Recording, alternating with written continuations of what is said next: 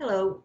This weekend we're observing Independence Day weekend, and it's a very strange Independence Day holiday for all of us, I think, partly because of we can't follow the traditions that we normally would have followed, which involve groups and being together in close quarters, but also because of the upheaval of the last few weeks, and really understanding, recognizing the complexity of American freedom and what freedom means in this country.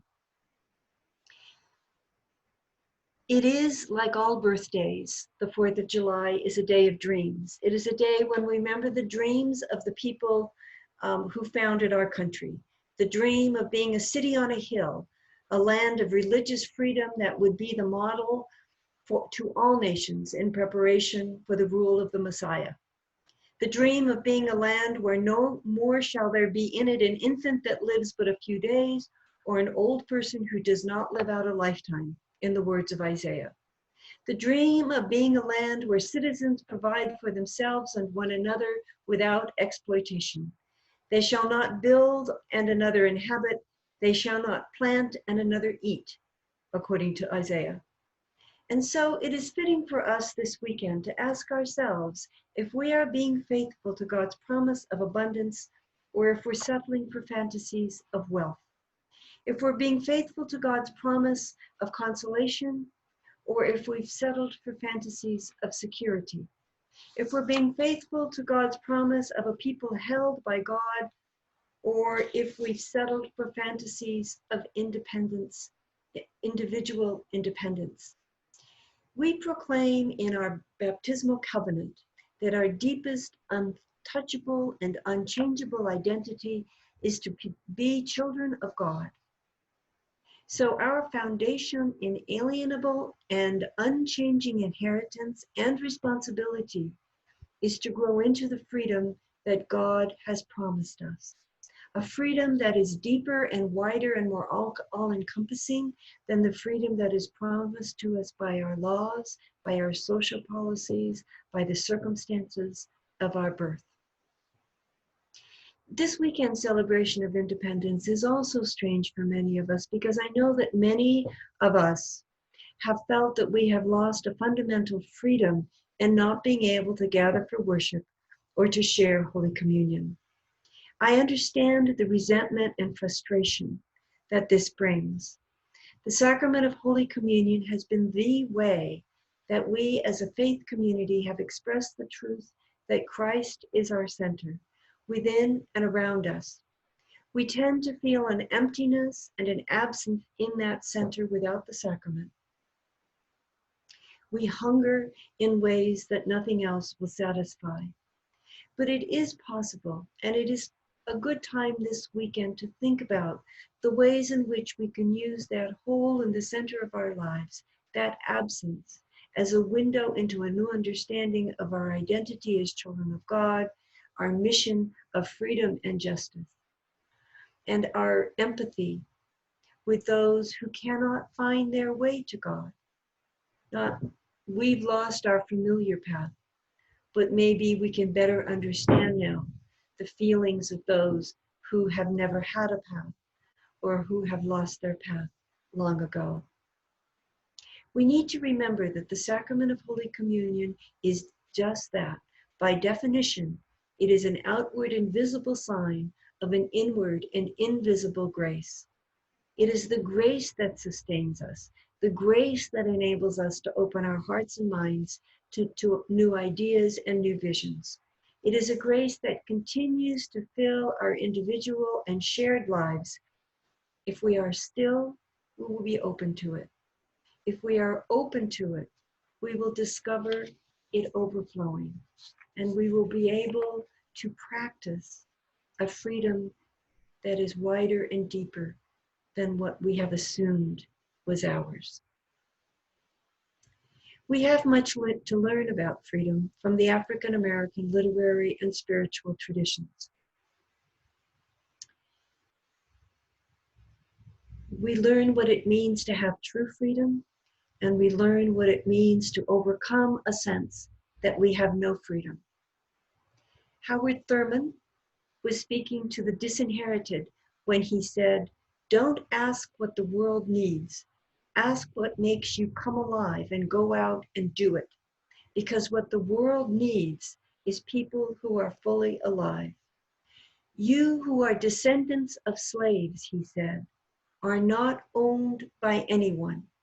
Your life is your own, and the world needs you to live it. Ask what makes you come alive and go out and do it. Therein lies our freedom. The freedom, the responsibility, the possibility of looking at ourselves.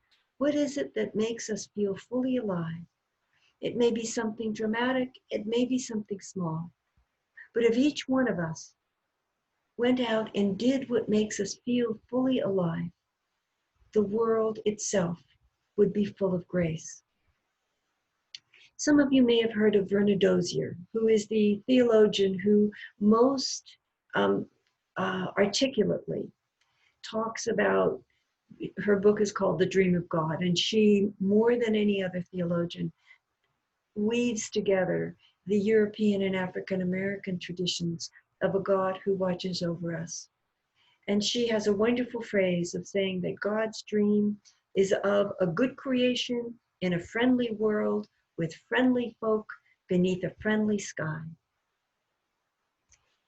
The church missed its high calling, she says, to be a new thing in the world when it decided to worship Jesus rather than follow him. The ultimate question, she writes, is the meaning of human existence. Are we free creatures who can choose to work with a loving creator to restore a good creation? Or are we miserable creatures in a scenario that is nasty, brutish, short, living in adversarial relationships with a menacing God, with our only hope to be strong enough to grab what we can in this life, or compliant enough to secure a good place in the next? Verna Dozier reminds us that the core basis of our freedom is not whether or not we believe in God, not whether or not we obey commandments that have been passed down to us, but whether we trust in God, sometimes against all evidence, whether we trust that God's relationship with us will last through all our mistakes and negligence, whether we trust that the good in us will prevail through daily temptations to do harm, whether we can discern new signs of God's presence and guidance when the signs upon which we have relied are no longer there. For if we really trust in God, we will boldly embrace the freedom we find only in the compromises to our individual independence required by compassion. If we really trust in God, we will create new opportunities for new kinds of relationships. If we really trust in God, we will boldly take on the mantle of leadership that has always been the church's mission: to show people what's possible by our very compliance with the protocols for public health, for the protocols for safety in groups, for the protocols of protecting each other. If we are willing to take the responsibility for leading our community and following those protocols, then we will ensure the freedom of everyone. And we will experience a freedom that cannot be compromised by anyone else's actions.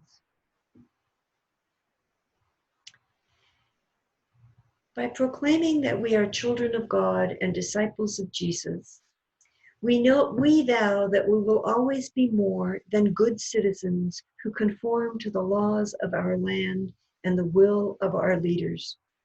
Whether or not we agree with those whom we have elected, our vow as Christian citizens is to hold them to a higher standard, not because they are better than we are, but because we have promised God that we will co-create a world of abundance, justice, and compassion. As Christian citizens, we have made a vow that we will be faithful to God's purpose, to create with God a good creation of a friendly world of friendly folk beneath a friendly sky. We have promised that we will measure our public practices and our national policies against God's promise of an abundant, just, and peaceful world.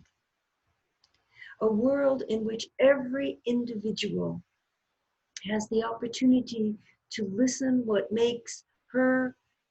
to what makes his or her soul sing, and to go out and do it. And so this weekend, may we empathize perhaps more deeply than ever before with the limitations on freedom that we may not have noticed before. May we pause to contemplate what makes us feel fully alive, now that we cannot rely on what used to keep us satisfied. May we open our hearts to the surprising and infinite grace of God's presence, discovered in new and unexpected forms. May we relax, be still, and see where the world is a good creation of a friendly world, of friendly folk, beneath a friendly sky. I want to end with the poem Sympathy by the African poet Paul Laurence Dunbar. You may be familiar with Maya Angelou's memoir, I Know Why the Caged Bird Sings, and that title was taken from this poem by Paul Dunbar. I know what the caged bird feels, alas, when the sun is bright in the upland slopes, when the wind stirs soft through the springing grass and the river flows like a stream of glass, when the first bird sings and the first buds ope, and the faint perfume from its chalice steals. I know what the caged bird feels. I know why the caged bird beats its wing till its blood is red on the cruel bars. For he must fly back to his perch and cling when he fain would be on the bough a swing. And a pain still throbs in the old, old scars, and they pulse again with a keener sting. I know why he beats his wing. I know why the caged birds sing, ah me, when his wing is bruised and his bosom sore, when he beats his bars and would be free. It is not a carol of joy or glee, but a prayer he sends from his heart's deep core, a plea that upward to heaven he flings. I know why the caged bird sings. Amen.